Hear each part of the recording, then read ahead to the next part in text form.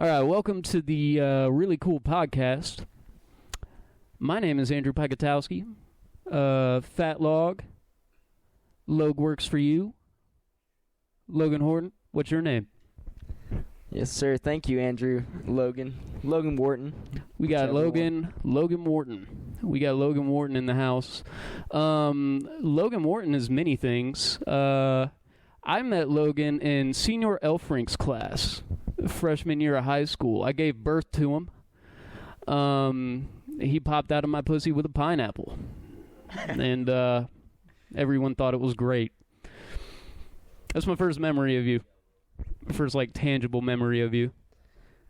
I forgot that we were in Senior Elfrink's class. Yeah, we did that skit where I gave birth to you, and you popped out, and you're like, "Hola, me llamo Logan, me gusta piñas." And you're right. Yeah, you're right. I remember. It's coming back to me now. Yep. At first, I thought you were just bullshitting right there. No, we did that. We did that. I'm your mother. That is true. So Logan is working on a documentary, which is the main reason we have him here on the podcast today. But Logan, before we get to the documentary, why don't you tell us a little bit about yourself? Thanks, Andrew. Yeah, I am an artist and filmmaker. I'm back in Southern Illinois working on a year-long documentary about the culture, history, and everyday lives of people in Southern Illinois. I moved back from L.A., where I was working for 3 years in different fields, and then before that, graduated from the University of Vermont. So I was in Vermont for 4 years, and then, as you know, I grew up in O'Fallon, Illinois. Yes, sir. Represent. Yo. What are you doing for work these days? Are you just working on the film, or do you have a 9 to 5? Or? Yeah, the film is the main focus. So I'm researching, reaching out to people, and then filming. I did a little Kickstarter to raise money for the film. Okay.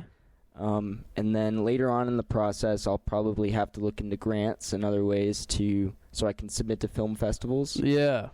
But then the other things that I'm doing are writing for the O'Fallon Weekly.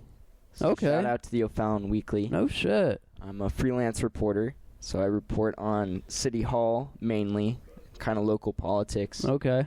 And then I'm in the Army Reserves. So, yeah, a lot of people don't know that about me. Yeah, I had no idea. Were you a film or journalism major, or? No, I studied anthropology. Oh, okay. So, and anthropology is the study of culture, human culture. Yeah, fits the doc for sure. Mm-hmm. And then I took some film classes when I studied abroad in Mexico City. But I've always been making films. I remember in Illinois when, for people who aren't from Southern Illinois, people, especially kids, they kind of have to get creative with their summers. Yeah, for sure. And so when I was a kid in middle school, I was making YouTube videos. I would make little short films. Really? With my siblings. And then in high school, I started doing it on my own. I would bring a tripod and would bike to different places and shoot little short films. Interesting. So, yeah. I'm surprised I never heard about those or saw them. Yeah, maybe it's good. Maybe it's a good thing. Maybe. I don't know. I got some. I made music for a while. I still write music every now and then. But when I first started making, I sucked. I was so bad, but I put that shit out anyway. I got I had all the beat tags in my songs. It'd be trying to think of it, a.com right in the middle of the song. Just say it 20 times. And yeah, those are the when you first start making some sort of art, it's always hilarious how it's almost cringy sometimes, you know. So what is it that got you into film exactly? It's kind of just what you told me and just kind of fell into it, or? Yeah, I think I've always been making music like I did some music projects over the past few years and different types of art. And for the longest time, because I didn't have a formal background in film, I kind of ruled it out.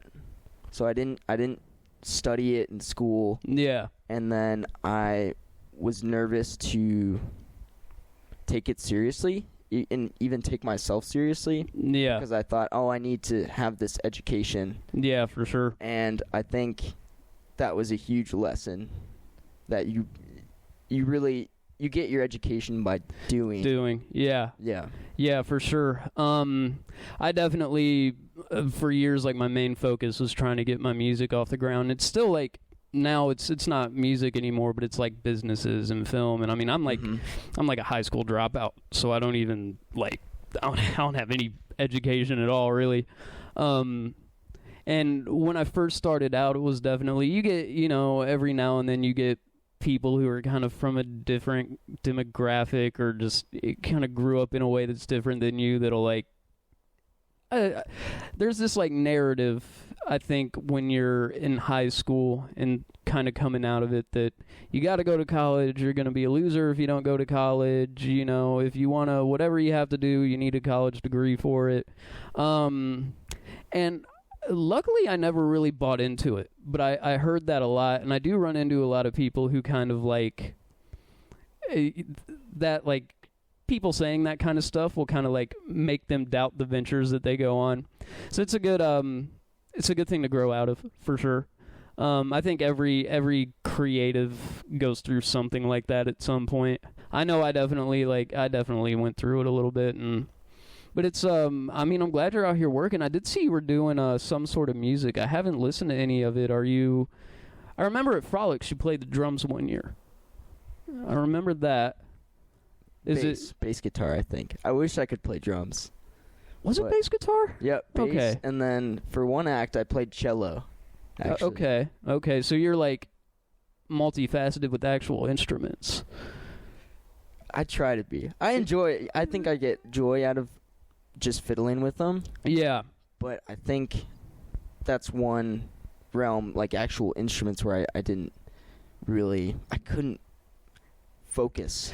It's to try to master one of them. Yeah, it's I took guitar lessons for a while when I was a kid, and I just never I could never figure it out or even really get into it. I definitely didn't practice as much as I should have. Sometimes keys, pianos and beat machines, I can kind of mess around with those for a little bit and make something really simple, but with practice, I think just like anything, you get better at it. But instruments were never really my strong suit. I can rap my ass off though, but instruments were Instruments were never really my thing. Were you so what kind of music do you have out? I think it's kind of hard to describe. I really like to experiment with different genres. I love rap, hip hop, alternative music. I think my taste is really diverse. Yeah. And so I think it's really hard to define, but some songs I have rapped. I think I'm kind of stepping away from that a bit, to do more melodic, kind of singing and lyrics. But yeah, I think it's kind of hard to define, but it's kind of hip hop, poppy stuff. Do you do I love pop music? Do you do the production? Do you do all the instrumentation and shit? That's interesting. Yeah, it's a lot of work. I'm a Logic guy. Okay. Yeah, I use Logic. So is he. Yes. Echo Shorty back there. Yeah. Yeah. He's a Logic guy. I think, Logic, it does what I need it to do, I'm not... It's the learning curve on it, I've noticed, is it's not bad. Some things like if you were to try to make a song in Audacity, which is the app we're using to record this, it's not it's a free app, so it's not very good anyway, but you can't even click on stuff in Audacity. You got to do Control-A to select the thing, and it's what was the other one I had a really hard time with? I had a hard time doing Ableton. Ableton's tricky. Yeah, Ableton's tricky. I never did. I never really did any of the mixing on my stuff. Whenever I record, I go to Fat Buddha or one of the studios in St. Louis and try to make it sound professional because I don't have a great voice. So you definitely got to kind of like work some magic to get me sounding good on a track. Thank you. Your face is beautiful. Would you recommend as Fat Buddha? Is that kind of a shout out? Fat Buddha's cool. I've noticed in St. Louis, whenever I've gone to the studios, I've noticed a lot of the engineers are just kind of unenthusiastic. There was one guy that I worked with at Fat Buddha who was really cool. He was a wizard with the shit. He was so fluent with the way he used his keystrokes and like how quickly he mixed things down. But I think after you get like an hour into the session, I've noticed like a lot of them just kind of, because it's like they're at work, you know, and they just kind of like lose enthusiasm, which kind of, I haven't really found an engineer that I vibe with in that regard. Fat Buddha's cool. I got my best sounding stuff came out of there for sure. I'm trying to think of I can't remember the name of the other one, but with this guy, I basically had to like layer my voice, and he was kind of like, he didn't really want to mix me how I wanted to be mixed. And so they have a nice studio at Fat Buddha, though. I'll say that. Their equipment and their setup is fantastic. I'm not even going to try to figure it out because I know I don't know. There's another one in St. Louis that it's like $20 an hour more than the rest of the studios, but just by looking at the pictures of it, it's really like really dope looking place. And I'd like to try that out at some point. I can't remember the name of it, but let me know when you find out. Yeah, we'll do. We I can't really talk about it on the podcast, but me and Echo were kind of trying to work on something. I got to write and then give the songs to Echo so he can finish them, but we're trying to do. Yeah, he just freestyles. It's crazy. He's got his new stuff coming out. It's really interesting. It's more like alternative, melodic, like gangster rock. It's interesting. Like not even like gangster indie. Yeah, like pop alternative. It sounds like a Two Door Cinema Club or like Phoenix or I don't know if you know those guys, but that sounds super interesting. Yeah, it's really it is like super different. So who would you say your inspirations are musically? Like who specifically do you listen to the most? What kind of got you into it? Are there any artists that you kind of try to, I guess, emulate in a sense? I think still to this day, I mean, might be controversial for some, but Kanye West is definitely still one of my musical inspirations. I think there's no denying Kanye's impact on music and his innovativeness within music. I mean, I'd be listening to R. Kelly, you know. I be putting on that bump and grind sometimes, you know. I definitely like with music. It's hard. Like if an artist does something like really crazy, it's hard for me to be like, hey, you know what? I don't like this music anymore. You know, he can get my streaming money. I don't care. Yeah, because you have those experiences. I feel like the histories, and I know this is a whole other conversation, but the art versus the artist topic, I think. It's a different thing. Yeah. So I would say Kanye, just for the stuff that he's, I mean, the kind of genres that he's blended. I've discovered so many musicians and genres from his samples. Yeah. I think every album, it's 5-10 new songs and new routes to go down. It's like his musical IQ's insane. Yeah. Yeah, he's an interesting one. Kanye's, I never got super into Kanye. I don't know his albums like that. Like a lot of people, he's got like a really like rabid fan base, and I listened to him, but I never. He was never like up at the top for me. I'd say Lil Wayne, as far as rap goes, he's the GOAT to me. He's the best rapper ever to me. I mean, maybe like you could put like Cole and Kendrick up there with him lyrically, but his his similes and his metaphors are just insane. He's so clever, and he just does it off the top of his head, which is nuts. I would say Lil Wayne, Drake. I'm definitely a YMCMB kid for sure. Mac Miller, can't overlook Mac Miller. I'd say I probably, as far as like the music I make, I probably emulate Mac the most. He's probably like, our voices are similar enough to where I can sing along with his shit and it not sound fucked up. Yeah, there's a lot of, so you're into like alternative, and who's kind of in your lane rock wise, pop wise?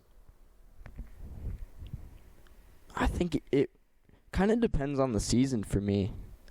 I think I grew up with Vampire Weekend. Okay. So when I was in elementary school, yeah, they had their first album come out. Okay. And I remember I was in band, and I was playing percussion, and I had like a little faux hawk, and I would wear Queen shirts, and this was 5th grade. This was before I moved to O'Fallon. Okay. I was living in North Dakota. Oh, really? And it was funny because that first album came out, and then that summer I moved to O'Fallon, and I was a total skater kid. I had long, like, everyone was trying to do that Justin Bieber hair. Yeah, I used to rock that shit. Yeah, so I would wear a hat after getting out of the shower and, like, comb my hair, so it would try to, because my hair naturally kind of sticks up like this. Mash it down. Yeah, but then, so that album came out, I moved to O'Fallon, and it was kind of a culture shift in two ways, because I was listening to a lot of, like, alternative music at that point. Yeah. And then I think Vampire Weekend, their influences are pretty diverse as well. Like, there's some African influences, there's, like, ska, and, yeah, and I just came, and even classical, and I was playing cello, and so, I never got into classical music. My dad, when I was little, used to try to get me to listen to Mozart because I listened to, like, my first musical interests were 50 Cent and Eminem. So I got Get Rich or Die Trying. It was like the first thing I bought with my own money, and I had to get like the censored version. Is your family from Southern Illinois? My family is from, my mom was born in Montana. She kind of moved around. She lived in Montana, Alabama. She lived in St. Louis for a while when she was a kid. Then I think they went to Alabama. So she was kind of all over the place, but she eventually settled in Champaign, Illinois. My dad's from Decatur, Illinois. He eventually settled in Champaign, Illinois. So I was born in Champaign, Illinois. Represent. And we moved down here. My dad works for Ameren, so he got transferred down here. We ended up moving here when I was in 2nd grade, I think. And we lived in Swansea until 6th grade. Then I moved to O'Fallon. I went to Joseph Arthur. Me and Echo both went to Joseph Arthur. Shout out Jams. Yeah, shout out Jams. And then I went to OTHS. And then I moved, after high school, I moved to Belleville, lived in Belleville for the longest, then moved over here. Didn't the famous Lil Blizzard also go to Jams? Lil Blizzard. Jamie Fowler? Jamie Fowler, no, he didn't go to Jams. Didn't go to Jams? No. Oh. Fuck Ameren. Yeah, Ameren is on some bullshit right now. I can't even. Yeah. Do you have any context from your dad about those Ameren bills? Well, I know there's kind of like, I guess with the Russian-Ukraine thing, there's, an increased price in natural gas. Other than that, I don't really know why. I just know the cost of energy has gone up, at least partially because of that. But yeah, they're ridiculous. That shit sucks. But no, I think Jamie went to Fulton, I believe. Oh man, I went to Fulton, so Maybe. Yeah, maybe Carriel. He might have gone to Shiloh. I know he didn't go to Jams. Did he go to Central though? He might have went to Central. I was at Jams. I never went to Central before that. Yeah. Yeah, you're a year ahead of me, so I feel like he would have seen him. Yeah, I don't know, maybe. Shout out Jamie though. I miss Jamie. Yeah, I haven't talked to Lil Blizzard in a while. We had beef with his crew. That's something that's super interesting about O'Fallon, right? I remember Nico, my friend Nico Turk, formerly known as Young Turk. Mm-hmm. We did that mixtape Romper Season, bitches. Can I curse on the Oh, yeah. really cool podcast? Oh, of course. Okay. And yeah, I remember there was a point we had Dre Vegas on our mixtape. Yeah. And then we had Jack Gentry, maybe formerly known as Young Guac. Young Guac. Yeah. Unless I don't know if it's not formally known as. I don't think they make music anymore. I'm not sure. Yeah, but then that was it was interesting how at O'Fallon we had these rap beefs and these beefs. Why do you think that was? Well, their shit was weird. I think they mostly they were just trying to fuck with Dre. I think they were just trying to get underneath the skin because I know they kind of like. They do this thing where I was on one of Lars's mixtapes, 2 Icy's mixtapes. Best verse on that bitch by many accounts as well. But I was on one of his mixtapes and we worked together and I go over to his house. But I noticed when I went over to his house, he would talk shit on some of the other guys in the crew about how they weren't taking the rap stuff seriously. And then they got on the internet one day out of nowhere and basically called Echo irrelevant. And I added Echo, and Echo was something like that. And they were kind of already beefing before that. They'd already taken some shots at the crew, but basically their whole gimmick was nobody from the 618's going to ever make it as a rapper, which Comethazine, Dre Vegas is a very successful video producer. Raw Reese, faux show. So they basically said that, and they just kind of did it as a joke. But if you got with them in private, they kind of took it seriously. I don't know. I think they were just afraid of being judged for being into it or whatever. But they got they talk about how they got more views and shit. And I'm not my objective opinion of their music is that it's trash. I think it's terrible. On the record. Echo was almost on our mixtape.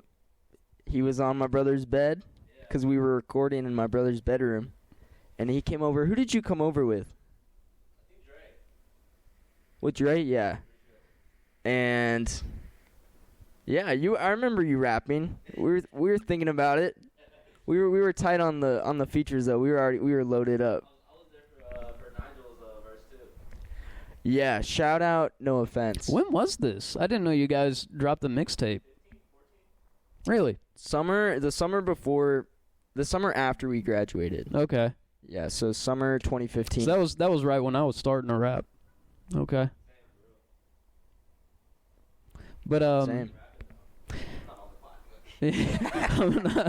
I'm not sure what all that beef was about. I think they were just fucking around, but I don't know. They had some pretty deep criticisms, and to me it seemed like this I felt like confident and secure people would have not been saying what they were saying about, because I wasn't really involved in it. They didn't really come at me, but they were coming at my best friends. So I eventually had to step and be like, hey, fuck you guys. The only reason people listen to your music is because you're popular. Your music's trash. It was but I remember they dropped a tweet, something about how we were never going to be shit as rappers, and then 150 people from our graduating class the tweet or something.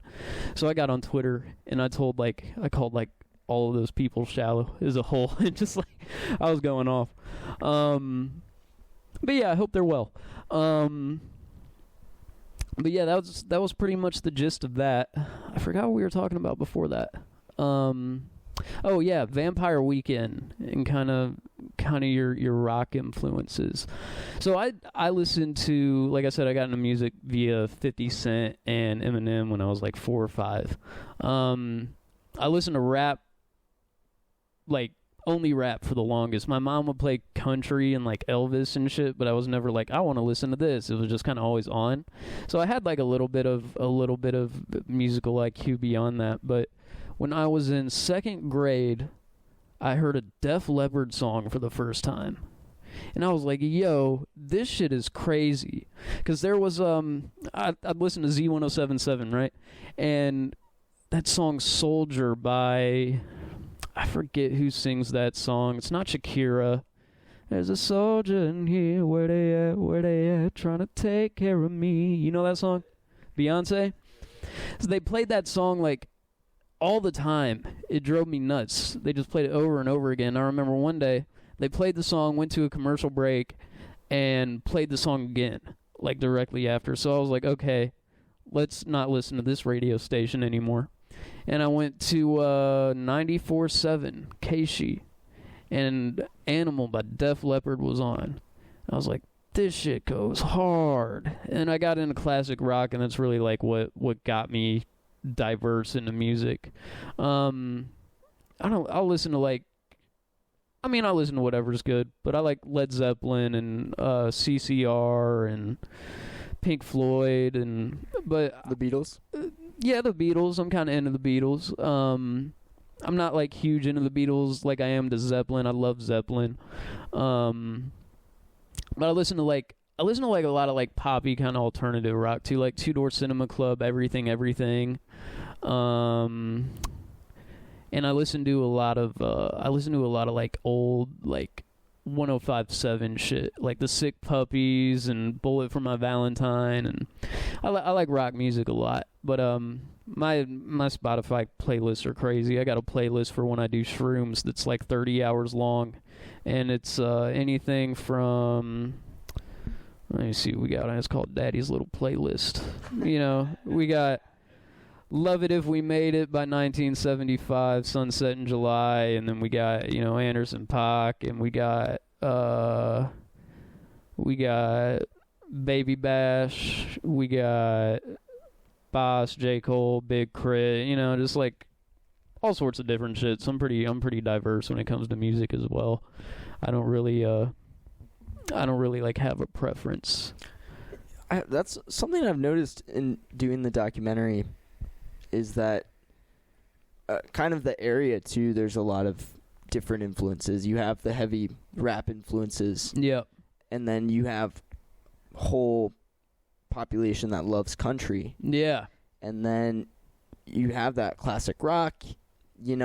I've noticed it's like this really, and then a lot of like pop punk. I know I talked to some bands that did pop punk. Have you talked to Wise Disguise at all? No. I'll have to check them out. Yeah, they're dope. Kenyon, I forget his last name. He I used to work with their drummer, and then there's a guy that's I don't think he went to O'Fallon, but he was friends with a lot of people from O'Fallon. He was always at Sis's parties and shit.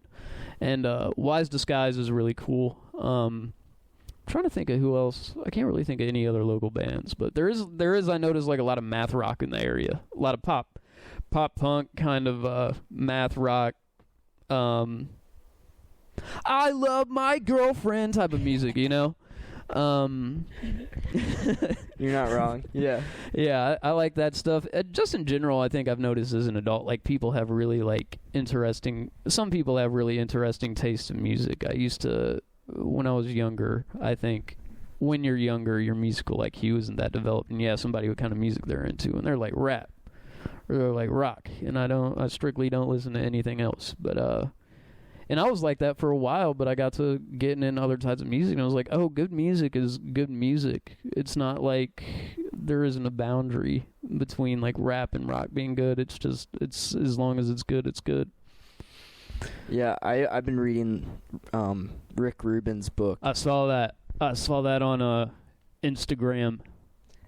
and he's worked with the Chili Peppers. He's worked with fucking everybody. Yeah. Yeah. Kanye, Frank Jay-Z. Ocean. I Yep. mean, I think we're gonna see more and more of that. People just working across genres, across. Yeah. He's a really interesting guy. He did an episode of Joe Rogan, and I've known, like, Rick Rubin's legendary. I'd heard of him, but I'd never heard him talk about anything. And he's like so like eccentric and just creatively intelligent. You know, like he understands, like he can identify the nuances of the creative process that are kind of universal, you know, throughout all creativity. He's a really interesting dude. It sounds like a good book. I have to read that. You can borrow it. Can I? Once I'm done. Yeah. Yeah, I forgot what we were talking about again. Oh, yeah, but just people's taste in music is diverse. So I got let me see what else we got up in here. How was COVID for you? How was the whole the switch to lockdowns and then coming out of it, and just like that whole COVID fiasco? I know it was a rough couple of years for like everyone. So I'm interested in getting people's like different COVID experiences. Yeah, so I was living in Los Angeles when COVID happened, and It's a bad place to be when COVID happens. it was one of those places where they took it very seriously. Yeah, it for sure. spread really quickly. But I was lucky to have my girlfriend living with her, and so that definitely helped things. I know a lot of people were living alone, and they felt especially more isolated. A lot of people were like mad they were living with their girlfriends too. Yeah, I was kind of the opposite. It really brought us together. Yeah. I hope so. And yeah, and then so I was a teacher before. I was a middle school teacher, and I had stopped teaching in December of 2019. I taught one semester, and then after that, then I was a coach for the kids. There was a program called Students Run LA, Okay. and actually the day of the marathon, because you train the kids up to run a marathon. These are junior high schoolers, and the day of the marathon was like a few days before the city shut down, and so there were people with signs that said, "Run faster than COVID. Don't let COVID catch you." Yeah. And yeah, it's really hard to remember kind of LA before COVID, honestly. I know it's getting back to how it was, but yeah, COVID for me, it kind of, I feel like catalyzed LOGWORKS, my kind of organization that does all types of arts and makes people's creative dreams into realities. It kind of catalyzed that. It was like, Well, but you had a lot of time to focus on it. yeah. Yeah, I remember. So I just quit my job. I worked at a weed factory for a couple of years. So I grew weed for a living, which was an interesting gig. Doesn't pay shit, but In Southern Illinois? yep. I worked there for a couple of years. I really didn't like the company, so I ended up quitting that December, and I was off work for a couple of months. And COVID happened, and I was like, "Oh shit, I don't have a job." So I ended up working for a lawn care company. That was cool, but for me, it was like I ended up going to Michigan and CDL school. Like I had a really like busy, like I was like super poor, and I'm gonna be fucked if I don't get some money right now. So it was kind of like bad timing in that regard. But for me, it was just. It wasn't necessarily the fear of COVID that was the most stressful part for me, or the isolation. It was just the way people were kind of treating each other, because it was already a really polarizing time in the country. You know, you had Donald Trumping, and you had an election year coming up, or it was an election year actually, and people were like kind of already at each other's throats, and then COVID happened, and it just got politicized like instantly, and it I don't want to say it changed my perception of the world, it kind of, if anything, it kind of validated it, because I'd always been into like, I'm kind of like moderate or apolitical. Like, I don't think I really like hate the tension between the right or left. I probably lean a little bit more left, but like the idea that you're racist if you're a Republican or a pussy if you're a leftist is just like, I hate that shit. And that kind of got amplified during COVID, and I've always been really like distrustful of the government. I learned about things like MK Ultra and Operation Mockingbird and the Bay of Pigs and all this shit when I was like pretty young, and it just kind of like, so I've always had like, the government's always had like a bad taste in my mouth, so I was really anxious about them gaining too much control over us, which I think in some regards did probably happen, but that was really like the main thing for me. It was just like, because I never got COVID. I keep to myself for the most part anyway. I'm pretty introverted. I didn't really have to go through too many lifestyle changes, but just like how stressful it was getting on the internet, and how like it was hard to find any content, whether it be podcasts or just whatever, where COVID wasn't being mentioned, and it definitely like threw the entire world for a loop, which was unprecedented. I mean, at least in our lifetimes. Even like 9/11, I don't think changed as much as COVID did in America. That was kind of my experience with it, but I just tried to keep going about life. But it was definitely, I try to like separate myself from the emotional impact of it, and just kind of, if you look at it like from that lens, it's a really interesting time. So I'm like into history and just the way government and people work and all that shit, and psychology. And if you look at it like trying to gain knowledge about those things, it was like a really interesting thing. But it was crazy. COVID was wild. I guess they still have it really bad in China right now. I guess they're going through like their I think they're like worst. I think it's like the worst in China that's ever been.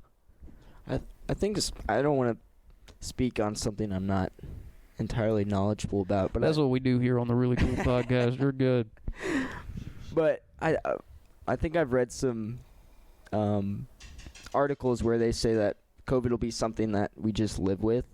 We I don't think we're going to be able to eradicate it. Yeah. Yeah, I don't think we're going to be able to eradicate it. I mean, it's a respiratory infection. It's highly contagious. There's nothing you can really do to stop the spread of a respiratory infection, and you can't just get boosters for it every 3 months, Natural immunity is stronger anyway. You're better off.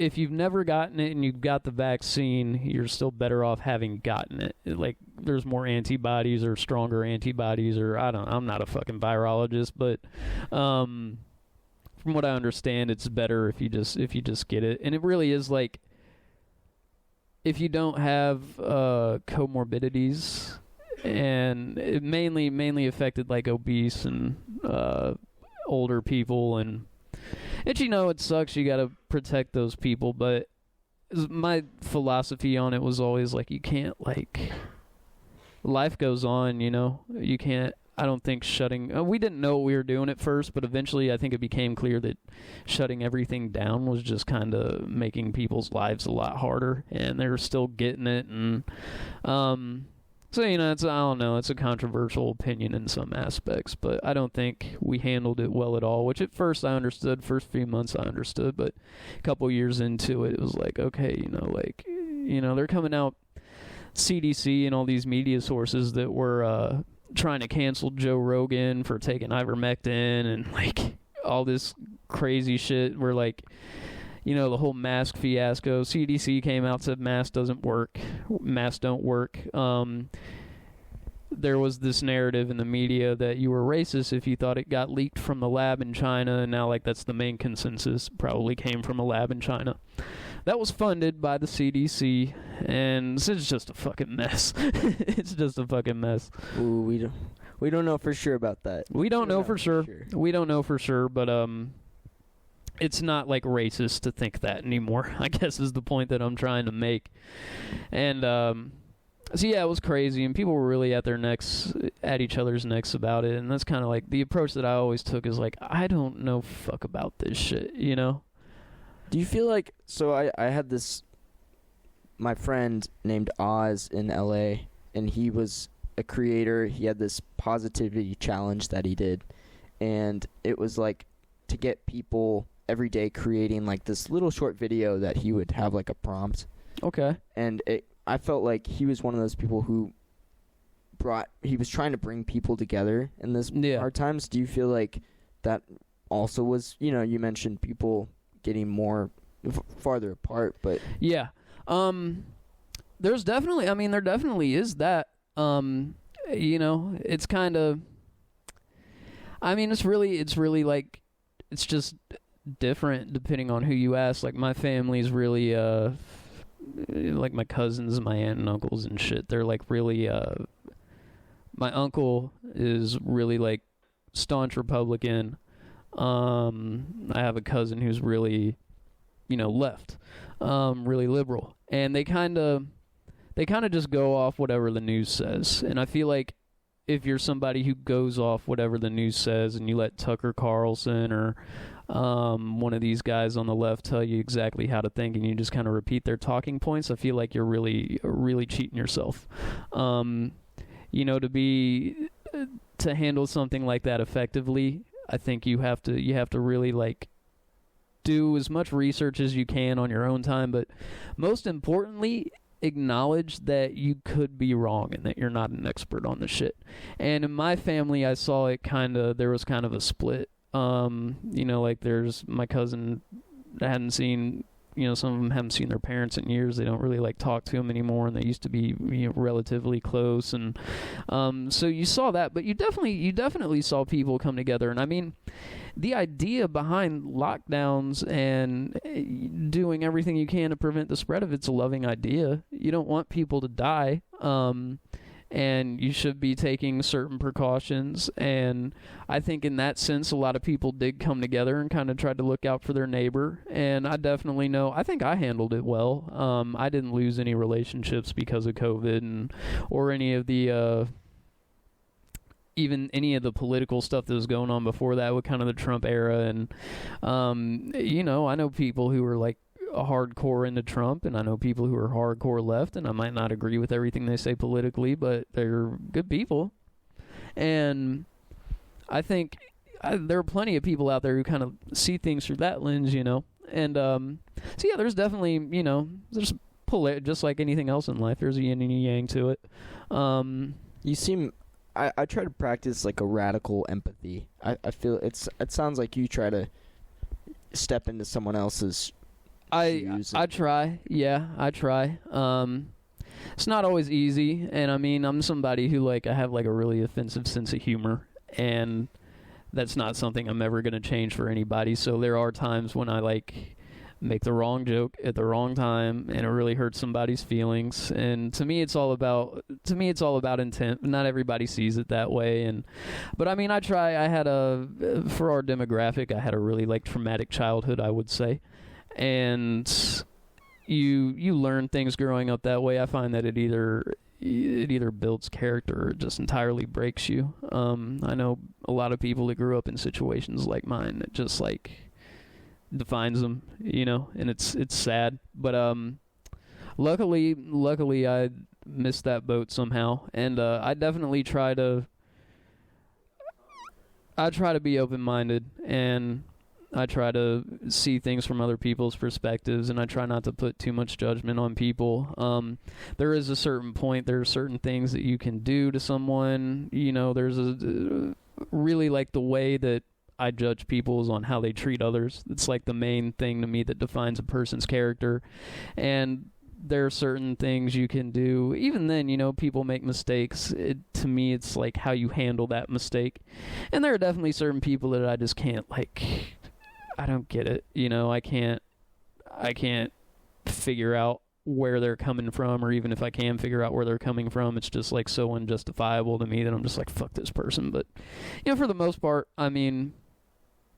try to go coexist. I don't think I'm too hard to get along with, but it's like I said, everybody's different. You know, my relationship with everybody's different. But I definitely try to practice, I guess, radical empathy, radical honesty to me is a big one. The knowing how to have tough conversations, I think, is one of the most important skills a person can have, and knowing how to be wrong and how to apologize. That's a big one. A lot of people apologize just by saying sorry, and apology to me is, and if you Google how to apologize, it's, you know, acknowledge the pain that you caused, acknowledge you're wrong, change your behavior, figure out why you acted a certain way. Because people are really people usually, when somebody's treating another person, you know, when it's hurtful or abusive behavior, it's almost always on the person who's exhibiting that behavior. They almost always do it because of some insecurity they have, or some kind of pain they're going through, or some kind of trauma they have that they don't know how to resolve. And I try to spread that message a lot. Is like, learn about your trauma, embrace it, become one with it, understand how it affects you, change those behaviors. And I can definitely kind of get like annoyed sometimes with people who don't do that, but I understand like people who grew up in a household that was not as chaotic as mine might not have the experiences. Because for me, it was like either figure this shit out or have a shitty life forever. And you know, some people are born into circumstances to where they can kind of get away with not having to really resolve their trauma, and you know, they can kind of life will be good anyway. But it's the human condition's complicated, man, because you want to be a positive person, but you also want to be realistic, and a lot of times reality is super fucked up and negative, and there's a lot that goes into that. Yeah, that reminds me, like, for the documentary, it's tough because I love Southern Illinois, but it's like, I think with people, you have to be honest about the flaws as well. Yeah. And I think part of the inspiration, too, to do the documentary was I was seeing a lot of tourism videos and tourism things, not just for Southern Illinois, for other places as well. I was going to say, we have tourism videos for Southern Illinois. We do. There are, and this is some. Yeah, we. Yeah, I think they actually popped up, a lot of them, during COVID. I don't know, out of necessity, you know, the state tourism board, or if they co-sponsored them. I don't know the details of that. Okay. But I wanted to paint more of an honest picture of the area, talking with people. I say one of the themes is kind of like the marginal in the middle. I mean, it's still super early. I'll stop shooting in November of this year. Okay. November, December. Okay. So it's a year-long production, and then post-production will probably be 4 to 6 months. So still way, way far ahead to gauge themes. Yeah. But I think Southern Illinois has this, like, a lot of people who would fit into some norm, like just middle. We're in the middle of the country as well. Yeah. So it's kind of multi-themed, but then also people who are very on the margins, not just in the state or the region, but just in general. Yeah. Yeah, it's Southern Illinois is an interesting place because I think the most honest thing you can say about it is that it's kind of boring. You know, at least the most honest negative thing you can say about it is there really ain't too much going on here. But when you go down to places like Carbondale, and I forget the name of that lake by Carbondale, but there's some really like neat outdoorsy shit in Champaign, Illinois. If you're somebody who likes the woods, or Southern Illinois, if you're somebody who likes the woods, and you like hiking and you like going outside, it's really cool. There's this place in Valmeyer. Have you ever been to Valmeyer? I want to go. It's have you heard about what I'm talking about? The cliffs they got out there? Yeah, that's a really cool hiking spot. I hit that up every now and then and just, you know, stand up there on top of that cliff and contemplate and take a piss. And I watched a documentary, which you might be interested in, about Valmeyer, though, where they moved the town. Did you hear about this? No. Because there was a huge flood Oh, in Mississippi. shit. Was that in the 90s? In the 90s, yeah. I know the flood you're talking about. Yeah, and so they weren't initially there. They were, like, closer to the Mississippi. And then I think the town voted on whether they were going to move or not, and then shifted, like, most of the town just up and rebuilt away from the Mississippi. How does that even... I'll have to watch that. Yeah. Some, I think if you just look up Valmeyer yeah. on YouTube, it's one of the first. Yeah, I'd Results. like to know how you move a town. Yeah. But, there's some of that. I mean, it's boring in a sense. There's definitely some racism in Southern Illinois. Some pretty deeply rooted racism. But, it's like I said, yin and yang. I think it's a good place to raise a family. I think, like O'Fallon especially, we had a pretty good school system. Sometimes you get, like, Belleville's a little bit gritty. I went to school in the Belleville district for a while. It was pretty gritty. But, like, Edwardsville's got a good school system. And it's so you're doing a Southern Illinois documentary, so I imagine you're not going over to St. Louis at all? I've done a few interviews in St. Louis with people who are from Southern Illinois. Okay. Like, I did an interview with the band called Night Fervor. Okay. And I think 4 of their 5 members are from Southern Illinois. Okay. And so I at first I have this kind of journal where I talk about, like, every day after shooting, I'll kind of review the clips that I've shot, and I'll kind of scrub. I call it, like, scrubbing the videos to determine, what's good, what can I maybe... Cutting out the fluff. Yeah, exactly. What's B-roll, what's kind of like, I feel like a key scene or something. And for Night Fervor, they have this knowledge of the scene, of the music scene, especially in Belleville. Okay. And so, but now they're over in St. Louis, and it's, so at first in that journal I mentioned, I was like, I'm not going to shoot in St. Louis at all. I'm not even going to try to come over to St. Louis. And then I realized there's so much through history too, immigration and passing, They're just so intertwined, Southern Illinois and St. Louis. Yeah. It's hard not to. Yeah, that's why I asked. I definitely figured it'd be hard to, like... I guess if you got further away from St. Clair County and you started going more south, you could kind of get away from it. But if you're in St. Clair, if you're, like, talking to people from the Belleville, O'Fallon area, it's just, like, it's like the same city, basically, But it's all, like, Southern Illinois people and Southern Illinois, like, content, Southern Illinois music scene, Southern Illinois nature scene, or whatever. So what was it that inspired you to make the documentary? So I was working in LA for 3 years. Yep. And then I was doing some Army stuff. I was doing some film stuff. And I was getting frustrated at the lack of content that I could find that was taking place in Southern Illinois or even St. Louis. I mean, there's really a huge lack of just meaningful... Now that I'm digging deeper, I'm seeing people are really putting work into that, to changing that. Mm-hmm. But it's not to the huge extent that you see films about New York, LA. Yeah. Even abroad, And so I knew from growing up here and just from doing some, like, general research, there was so many interesting stories that are happening in Southern Illinois.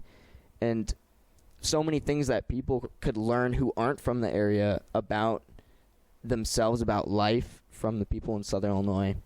And so then I was initially just going to do a month, come here for a month, and then that was going to be the film. I was going to try to film as much as I could in a month and kind of show during spring, this is how life in Southern Illinois is, and show people kind of a side that they wouldn't expect from, like, a flyover state. Yeah.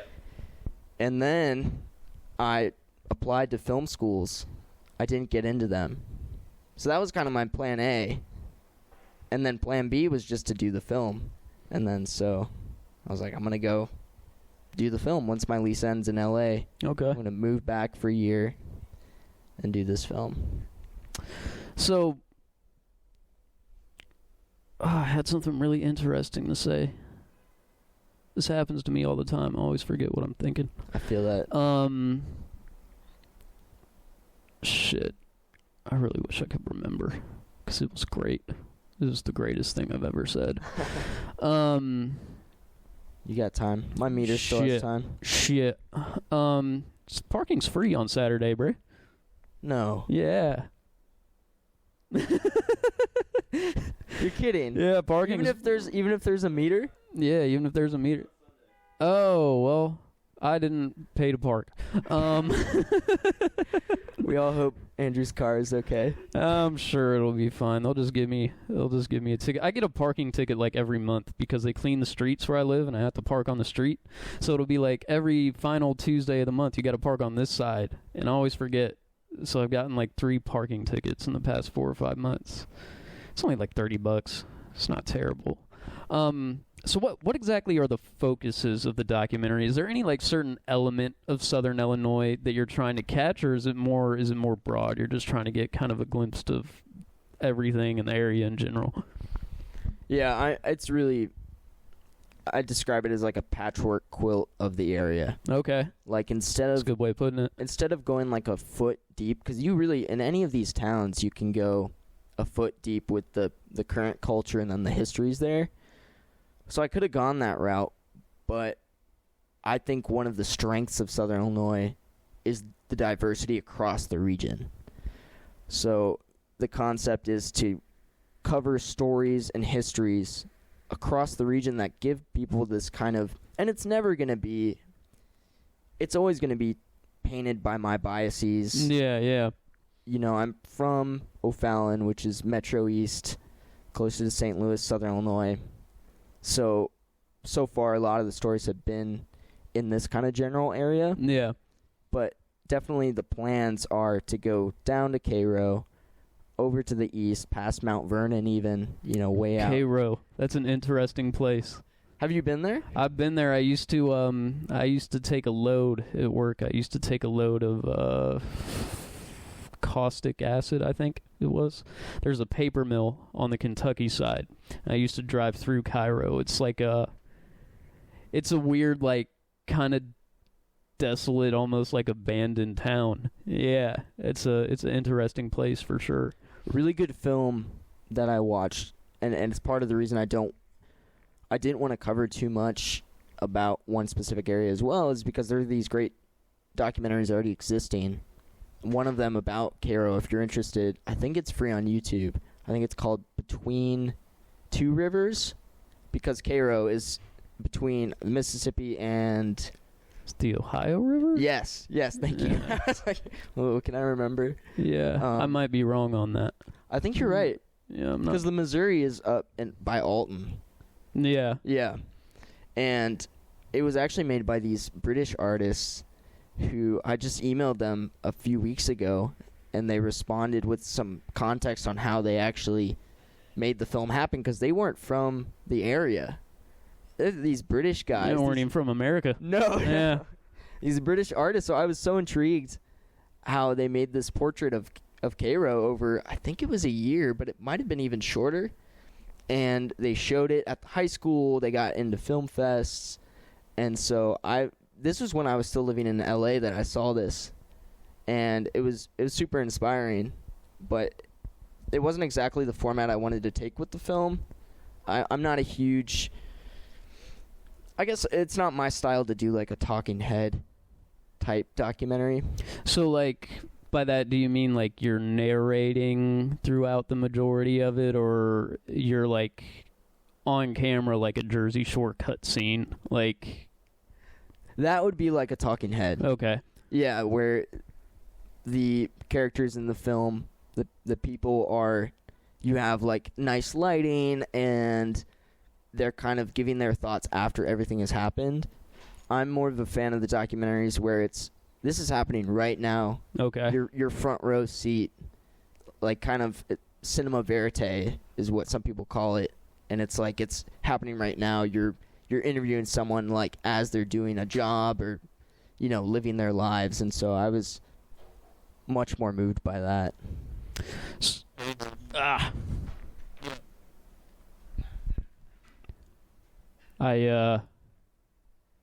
Does it cut up like at certain? Yeah, it cuts off after 30 minutes. This is just, it's so easy to edit in this app that I just don't even care.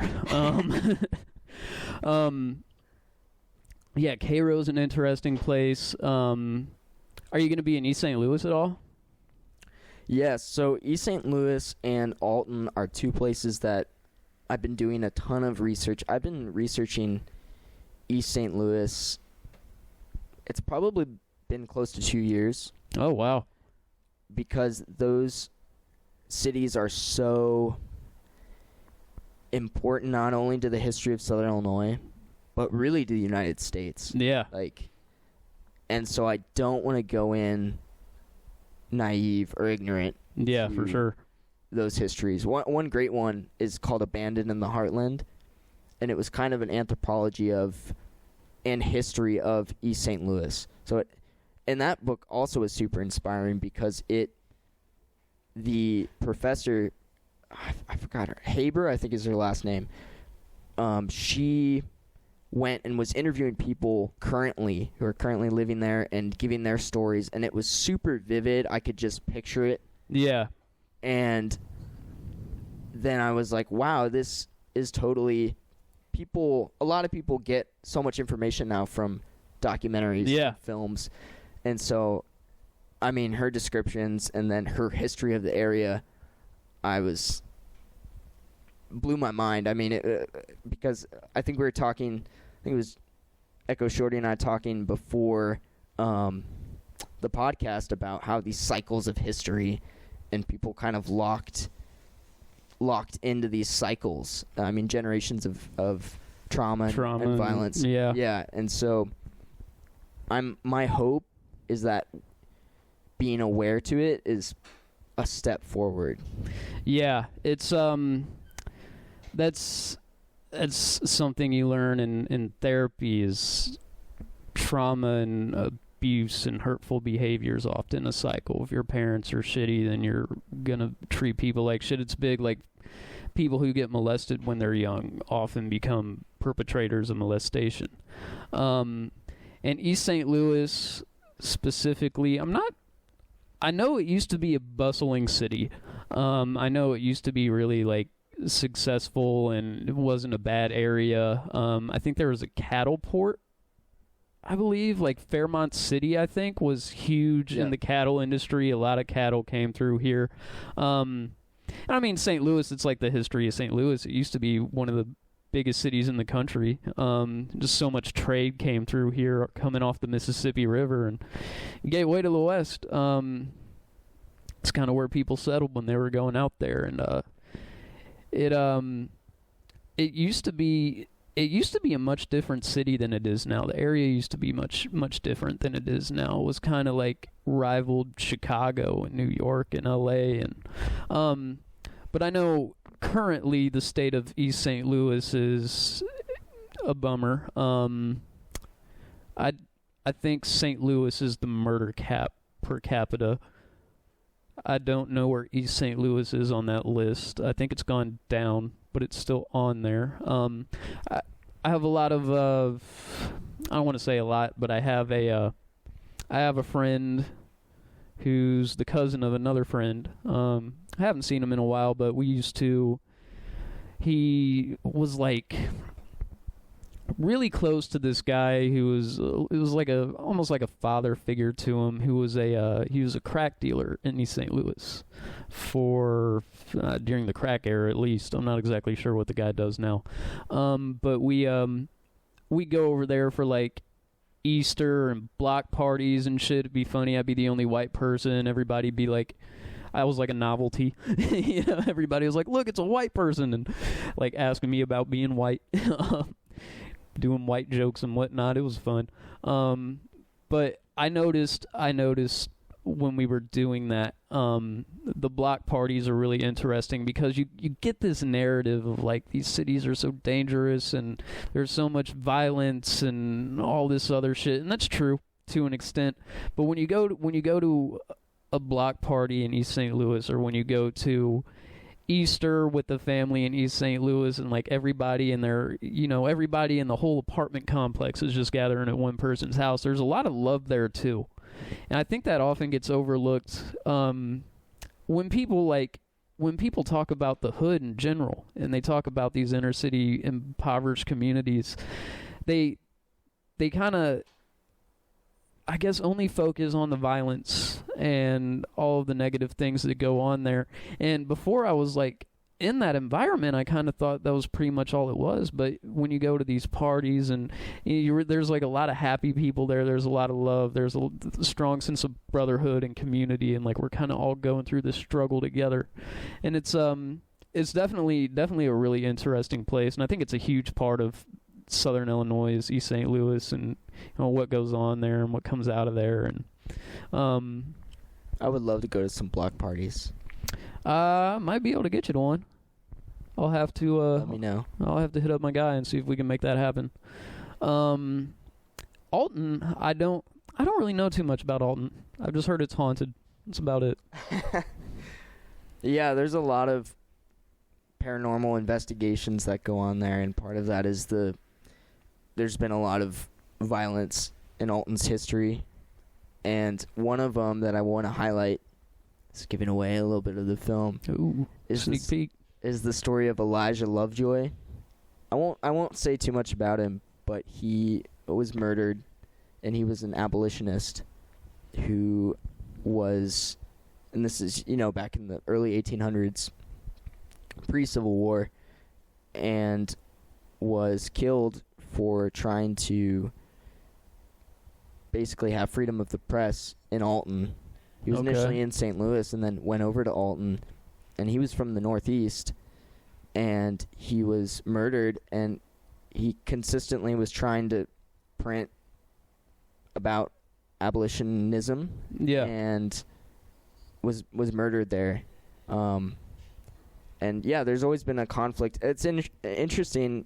Illinois was a free state, and Missouri was a slave state, right? And I would even say Illinois was a quote free state, because even before the Civil War, I mean, if you were black in Southern Illinois, you were basically indentured servant. Yeah, well, especially in the southern part of Illinois, so many people, because it's so close to Kentucky and southern Missouri and all these other slave states. Like, a lot of people have family that were from these other states, or they traveled from these states and settled in southern Illinois.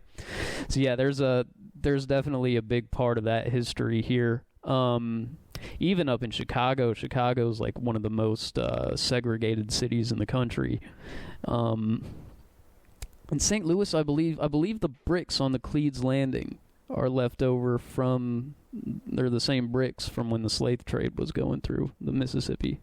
Oh, wow. I think it was Echo that told me that. But there did used to be like a big slave port in St. Louis, right? Yeah. Yeah. The bricks on the landing being from the slave trade. Yeah, maybe it was somebody else who told me that. For the folks who can't see, Echo really cleaned up. It's work time. What time are we at? I got about 15 more minutes. Okay, you got about 15 more minutes. Well, let me get to the fucking point then. Creative aspirations and inspirations. Well, I guess aspirations first in film. Where are you trying to go with it? Man, I just want to be able to survive off filmmaking. Heard that. So I guess thrive maybe off filmmaking. Yeah, heard that too. Off the arts. Yeah. I think I don't want to be boxed in just to filmmaking. I love writing, I love making music, and all these different arts. I think I wouldn't say it's my main mission. I mean, it's kind of a combination of making a positive impact on people's lives, and then through that being able to make a living. Yeah, and just do what you enjoy with most of your time. Yeah. Yeah. Yeah, I heard that for sure. That's believe everybody in the house is on that same wave. So creative inspirations as far as filmmaking goes. Who inspires you? I think if you haven't seen the films of Les Blank, there's a documentarian named Les Blank, and he is definitely a huge inspiration. He's passed, but his films are really. I think that I studied anthropology, so I'm really interested in culture, and so his films really looked at a lot of cultures in Louisiana, Texas. Okay. Back in the kind of 70s, and then he had this really crazy film where he filmed this director named Werner Herzog. I've heard of him. Yeah, he's another insane filmmaker, legend, and he was doing a film called Fitzcarraldo. I was actually going to wear this shirt. It says Burden of Dreams, which was the documentary that Les Blank did on him. Okay. And it was basically showing him in the Amazon jungle where he was filming this film over the course of, I think, 2 years. And in one scene, this ship goes over a hill, like literally, no special effects, like a steamship going over a hill. And he had all these, like, indigenous people pulling the ship up. Oh, shit. This would not happen nowadays. This film would not have been made. But Les Blank was filming the whole process, and it was kind of one of the first times that someone's done this type of filmmaking. It was like the start early in the cinema verite, kind of like making a film out of everyday life. Yeah. And so that's a huge. I mean, that film on many levels is inspiring because the film got made even through funding issues, time, Yep. the location, and both films got made. Burden of Dreams, which is Les Blank's film, and then Fitzcarraldo. And so I think that's one of the big ones. But I'm inspired by you guys doing this podcast. I feel inspired. I try to find inspiration like every. Yeah, for sure. That's a tough question to answer because there are so many sources of inspiration. But yeah, just like the gist of it. I definitely like seeing like people from the community doing creative shit. I always like, pretty much. I don't want to say everyone, but a lot of people that I hang out with are artists in some way, shape, or form. It's kind of just where I fit in, where I vibe. People who make art, and I made most of my current friends through music and through art. And have you ever heard of Louis Theroux? I don't think so. I think I'm saying his name right. He's a British guy. He goes to like prisons and brothels and just like these kind of like the soft white underbelly guy, just like these places that have a stigma to him, I guess, have some kind of negative connotation to him, and he's just this like innocent kind of just nonchalant British guy, and he goes into these like really dangerous areas. He doesn't like fit in at all, and he makes some really good films. He's a BBC guy. It can be kind of hard to find some of his stuff. There's some of it on YouTube, but if you Google Louis Theroux, L-O like St. Louis, then Theroux, he's a guy I think you might be into. Yeah, please send me some of his stuff. Yeah, I will. That's awesome. So we got. Have you worked on any other film projects? Yeah, I worked on a feature film. It's on Tubi. I was a script supervisor for this film. It's a long story how I got that job, but it was a script supervisor is the person who's next to the director. Okay. Making sure that the script is kind of there's continuity. So if this is the basic example, like if someone's in one scene taking a drink and they use their left hand, if you cut to another angle or scene or something, still using their left hand. Exactly. Yeah. Or same costumes and things like that. And then also you keep track of which takes are good. So in the old days where it was on film, this was super important because you couldn't see you couldn't immediately see your results on a screen. Yeah. So you'd have to get rushes done and then have the dailies of what you shot. And so the script supervisor was there with the director, so the director would be like, take 3, that was beautiful. Take note of that. I mean, a good script supervisor would just like, you know. Yeah. Yeah, so I was doing that for a film.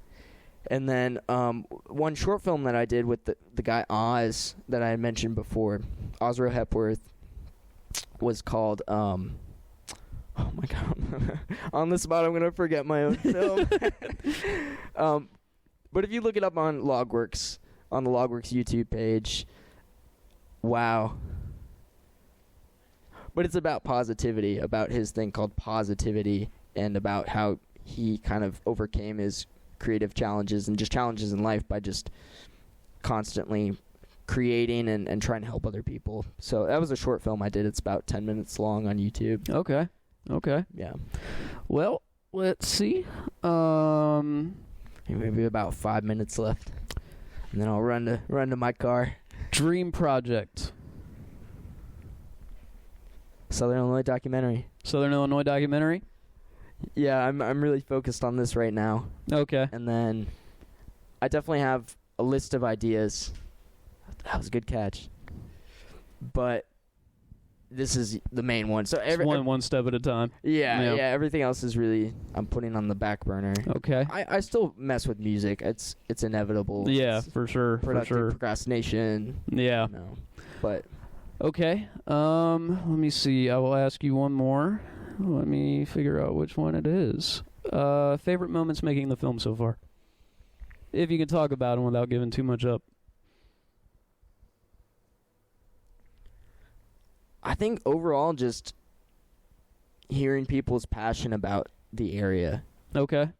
I think when I'm doing interviews and showing people's lives, maybe at first they're hesitant. You can tell in their body language they're kind of closed off. And then they just start talking about their lives, and they may not even think their life is very interesting. Mm-hmm. But I'm just hearing these stories that are just the roller coaster of life. And learning about their families, the histories of the area, and I think every shooting day has been like awesome. Okay.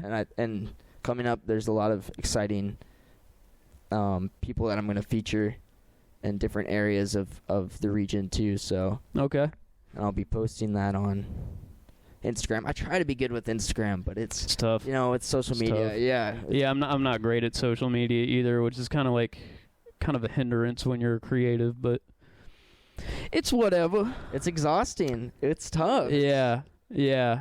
How'd you get linked up with Tank? Oh man, yeah, I'll tell that story, and then I'll probably have to head out. Okay. And thank you so much. Well, first of all, just thank you for inviting me to the podcast. Yeah, man. Thanks for coming. And yeah, this has been really, really great. I'm excited to see where the podcast goes. Yeah, man. I appreciate it. I'm glad you came. And thank you for linking me with Tank. Mm-hmm. Because so I was doing an interview and kind of filming around Cahokia Mounds with this guy named Bill Iseminger. Okay. Who helped start the Interpretive Center there. And then he was one of the first archaeologists kind of working on Cahokia Mounds. Like when people were discovering, oh shit, this place is super important to the history of... It's like the oldest monolithic structure in the country, isn't it? It is the largest man-made... It was... So in 1250 AD, this is like the fun fact, more people lived in Cahokia than lived in London. No shit. Yeah. Wow. I think it was about... Oh God, don't quote me, but I think it was over 10,000 people living there back in 1250. So... but getting to Tank, so I'm walking around with Bill, who's got all this knowledge. I already did these long interviews with him, and we're just getting some kind of B-roll footage of him at the different sites. His name is also Mr. Mounds, which is so dope. Mr. Mounds.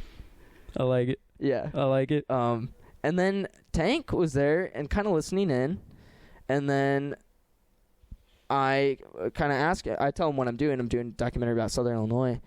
And I asked if I could just get his what brings him to the site and his thoughts on kind of Southern Illinois and Cokia Mounds and everything. And yeah, he had this very almost poetic. He's a comedian.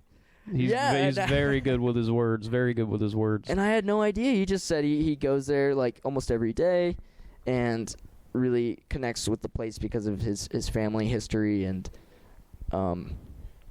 it was just chance. It was. Yeah. I really felt like fate. It was one of those. Yeah, I've never actually met Tank. I've seen some of his comedy clips. I follow him on TikTok, but Echo went to one of his shows, and that's how I found out about Tank. And pretty funny dude, from what I understand. He's definitely got some good social media content. Tank Too Crazy on the internet.